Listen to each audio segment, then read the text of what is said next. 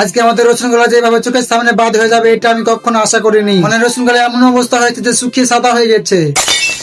তো গাছ আজ সকালে ঘুম থেকে উঠে মুখ হাত ধুয়ে ফ্রেশ হয়ে যখন আমি ছাদে আসি তখন দেখি যে রোদে আচা মেলে দেওয়া আছে, তার দিকে তো আমার জিভে জল চলে এসেছে। তারপর আমি আমার শরীরে চিন্তা ভাবনা না করে সেখান থেকে একটা আচা তুলে নিয়ে খেতে শুরু করলাম। আর আমি জানি সকাল সকাল আচা খেলে আমার শরীরের গ্যাস হয়ে যাবে, তবু আমি আমার শরীরে চিন্তা ভাবনা না করে খেয়ে নিলাম। তারপর আমি একটু মাঠের দিকে ঘুরতে আসি সবুজ গাছপালা এবং ন্যাচারাল দৃশ্য দেখতে। তারপর যখন আমি আমাদের রসুনগুলো দেখতে আসি তখন দেখি যে আমাদের রসুনগুলো পুরো একবারে সাদা হয়ে গেছে। আর রসুনগুলো এইভাবে সাদা হয়ে যাওয়ার কারণটা হচ্ছে যে কদিন আগে আমি দিয়েছিলাম মোটাতে ঘাস পানা বীজ এবং সেই বীজগুলোকে আমি এই রসুনে দিয়েছিলাম, তার কারণে এই রসুনগুলো এইভাবে সাদা হয়ে গেছে। আমি জানি না এই রসুনগুলো আবার ঠিক হবে কি হবে না। আচ্ছা, তোমরা কি কেউ জানো যে রসুনগুলোকে আবার ঠিক আগের মতন করা যাবে? যদি জেনে থাকো তাহলে অবশ্যই কমেন্টে বলে যাও। দেন আমরা 3 বন্ধু মিলে আসর নামাজ পড়ে বিকেলে একটু ফটোশুট করতে বের হই। দেন আমরা সুন্দর ন্যাচারাল ভিউ দেখে সেখানে কিছুটা ফটোশুট করি। আর বিকেলে তো বন্ধুদের সঙ্গে একটু আড্ডা দিতে অনেকটাই মজা লাগছিল। আর তোমরা যে আমার পিছনে লাল জামা পরা বন্ধুটাকে দেখতে পাচ্ছ সেটা লজ্জা একটা ছবি তুলে নিই। দেন আমরা 2 বন্ধু ছবি তুলে বাড়ির দিকে আবার রওনা দিলাম। আর হ্যাঁ, তোমাদের গ্রুপে কজন বন্ধু আছে অবশ্যই কমেন্টে বলে যাবে। আমাদের বন্ধুর কোনো শেষ নেই, আমাদের যার সঙ্গে দেখা হবে সে আমাদের বন্ধু হয়ে যায়। আজকের ভিডিওটা এখান থেকে, যদি ভিডিওটা ভালো লেগে থাকে তাহলে চ্যানেলটিকে সাবস্ক্রাইব করে দাও।